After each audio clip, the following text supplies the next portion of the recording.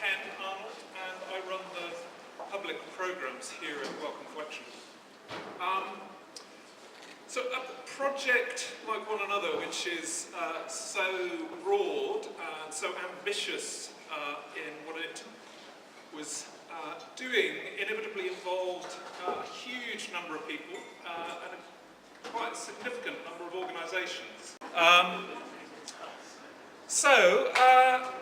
The Wellcome Trust, as I hope some of you know at least, our main mission is to make extraordinary improvements in health, and we do this mostly by funding biomedical science. And I suspect for some of you that seems like quite a long distance from your heroic hour-long vigils, your experiments, your moments of performance. And yet, actually, this is a broad as well as very deep organisation. And we're interested and committed to the arts and to the humanities as well as to the sciences. And I suppose in some ways, actually, we're particularly interested in the connections between those. We do think that they are profoundly connected. And certainly this venue has a sense of excitement about exploring what links the worlds of art and humanities and science and indeed all of our lives. And that's why this project made so much sense to us. So we could tell from the beginning that this was going to be an extraordinary art project.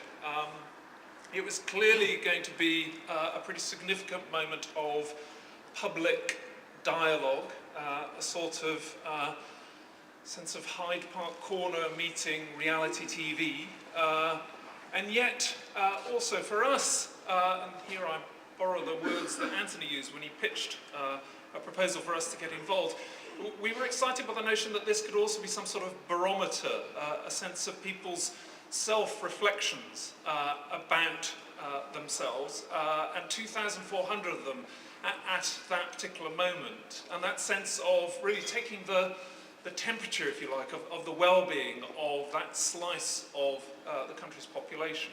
Having collected 2,400 interviews, we feel as though we've got this sort of latter-day mass observation project. So along with the launch of the book tonight, which we're tremendously proud to be involved with, we're also very happy to announce that all of those 2,400 interviews are now available in our library upstairs and indeed online, and therefore both for your own interest, but also for future historians who want to carry on this experiment of working out what was going on last year in the summer. This, we think, is an invaluable resource for future generations. And there's also, I think, a selection of some 20 of them that are now on our website and that have a sort of condensed version of those interviews that you can follow through, find out what happened on the plinth itself, go to some of our images, and really get a sort of full-potted biography, if you like, of those 20 individuals and what the plinth project meant for them. So, I think that's all I have to say really, except a number of thanks. So I want to thank everyone who's going to stand up here after me. I also want to thank the people that they're going to thank, rather greedily, so I don't have to list them myself. In terms of the home team, we've had a huge amount of work to get this material available in our library and online, so there are half dozen people in the library here who need my profound debt of gratitude, people who worked on the website too, and then I suppose I need to end by particularly thanking all of you. This is the book that someone will be waving in a moment is a very significant piece of work. It's also a very heavy book. It would have been much, much lighter if you folks had not decided to do those brave, occasionally slightly embarrassing, it seemed to me, moving, extraordinary, sometimes very ordinary things that you all did up there.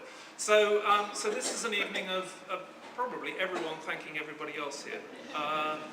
So that's probably quite a good note. Oh no, I was about to end. There's another project we just launched last night, and it's open, so I encourage you to go into the gallery behind you.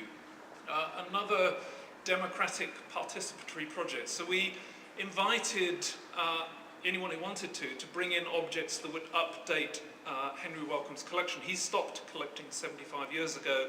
We thought it'd be interesting to see what 360 odd objects gathered from today's people, from today's world would look like. So do go in there. There's some extraordinary objects, some fantastic stories, and another sense of just how much richness there is out there all around us, but I suppose often locked away, often secreted. So just like tonight, a sort of celebration of the magic in all of this. And that is a good moment for me to step down and hand over to Nikki. Thank you very much.